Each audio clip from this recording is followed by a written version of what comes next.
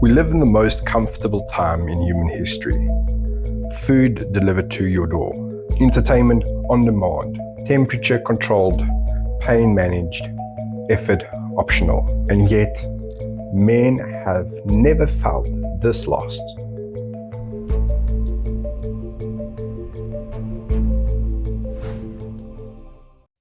Think about a muscle that is never stressed, never loaded, never pushed. What happens? It atrophies, it weakens, it stops functioning the way it was designed to function, not because something attacked it, simply because it was never challenged. That is exactly how a man without discipline works. The weakness doesn't come from outside. It grows quietly from the inside, while he stays comfortable. The world told you that comfort is the goal, but your creator had a completely different design in mind. In Genesis, God places a man not in a resort, he places him in a garden. And he says to Adam, I need you to tend to this garden. I need you to work this garden. And this was all before the fall, before sin entered, before everything was cursed. What this means is that work, discipline, and effort was not a punishment. It actually was the original design. When Adam was told to tend, to keep, and to cultivate, those are active words, purposeful words, words that require a man to show up every single day and choose to do the hard thing. Discipline isn't something you earn when life gets tough. It was the life that you were designed to live. Think about a soldier that goes through training, all of this rigorous exercises that he needs to do. And it's not because the people hate him, but these are the essentials for him to actually survive. And what actually happens to that soldier when he doesn't train the way he's supposed to? He not only underperforms, he actually becomes a liability. And that is exactly what an undisciplined man becomes, not just to himself, but to everybody depending on him, including his family. So here is where most men get it wrong. They think that discipline is actually punishment. They think that a hard life is a cursed life. So they spend their entire existence trying to escape difficulty, a better job, easier routines, and fewer demands. And when they get all of this, they still feel empty. Because the human soul, especially that of a man, was not made for ease. It was made for purpose. And purpose always costs something. Proverbs 13 verse 4 says that the soul of a lazy man desires and has nothing, but the soul of a diligent shall be made rich. Not just financially, but in every aspect of your life. Marriage, fatherhood, faith, even your health. The man who refuses discipline, he doesn't just fall short. He starves. His body is completely satisfied, but his soul starves.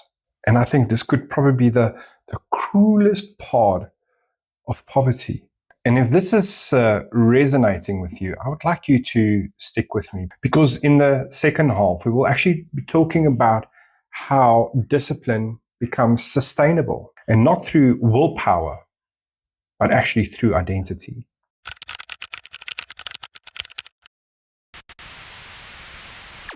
You see, here's what people don't tell you about discipline. It requires willpower, but willpower runs out every single time. And you cannot sustain discipline through motivation alone, because motivation is an emotion. And what happens with emotions? It changes. What you need is an identity shift. Think about a man who says, I'm trying to stop eating badly. Every meal it's a battle. Every temptation is a war. He is always fighting himself. Now think about the opposite.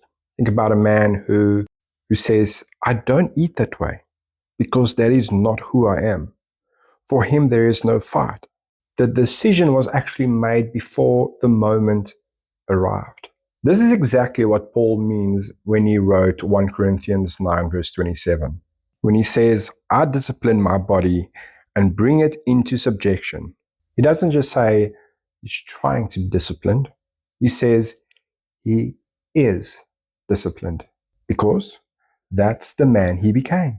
You see, the goal is not for you to practice to become disciplined. It is to be disciplined. When discipline is your identity, it doesn't require willpower. It requires memory. You just have to remember who you are. And a man who is walking with Christ, your identity has already been formed before you were formed. So the question is, where do you start? And it's not going to start with a 5 a.m. wake up call every morning or a 75-day challenge. Also, not with a productivity system. So what then? You start with one thing over a difficult thing. Every single day, choose one thing that you can do over something difficult. Obedience doesn't take massive overhauls. It takes small, minute, daily actions of obedience. The man who shows up to his family even when his job drains him. The man who trains even when no one is watching.